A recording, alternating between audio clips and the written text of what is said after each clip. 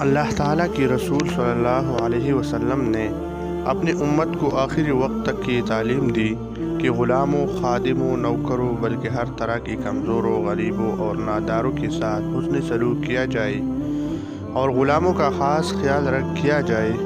بلکہ سچ تو یہ ہے کہ اللہ تعالیٰ کی رسول صلی اللہ علیہ وسلم ہی وہ پہلی شخصیت ہے جنہوں نے اپنی کریمانہ اسلوب سے غلامی کے بندھن کھول دیے اور غلاموں کو ان کا پورا حق دلایا۔ آپ صلی اللہ علیہ وسلم نے ایسی اصول و ضوابط مقرر فرمائی جو در حقیقت غلاموں کی آزادی پر منتج ہوئی۔ اس کا اندازہ درج ذیل واقعے سے کیجیے۔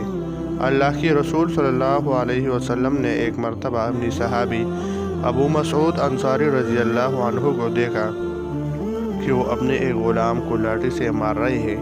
ارشاد ہوا، ابو مسعود، اچھی طرح سمجھ لو کہ اللہ تعالیٰ تم پر اس سے کہیں زیادہ قدرت رکھتا ہے جتنی تم اس غلام پر رکھتے ہو۔ سیدنا ابو مسعود رضی اللہ عنہ نے پلٹ کر بات کہنے والے کو دیکھا تو سامنے اللہ کی رسول صلی اللہ علیہ وسلم ناراضی کی تاثر کے ساتھ نظر آئی۔ بہت پریشان ہوئی اور عرض کیا، اے اللہ کی رسول صلی اللہ علیہ وسلم، میں اس غلام کو اللہ کے لیے آزاد کرتا ہوں۔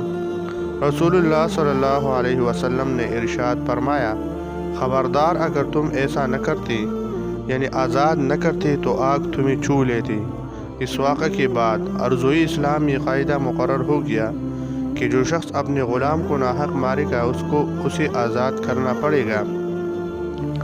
ہمیں اپنی حالت پر غور کرنا چاہیے۔ آج ہم میں کتنے سرکش لوگ ہیں جو فنا پذیر جاہ و چشم کے زعم میں لوگوں کو ناحق مارتے ہیں۔ ارباب اقتدار، چھوٹے بڑے حکام اور پولیس والے بے قصور کمزور اور ناتواں لوگوں کو چند ٹکوں کے لالچ میں پکڑ کر حوالات میں بند کر دیتے ہیں۔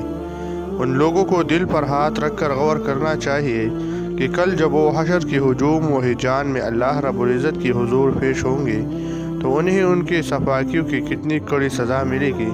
قیامت اٹل ہے، وہ دن ضرور آئے گا جب میزان عمل گاڑ دی جائیں گی، سب کے اعمال نامے کھل جائیں گے اور ہر ظلم و زیادتی کا حساب لگے ہاتھوں چکا دیا جائے گا۔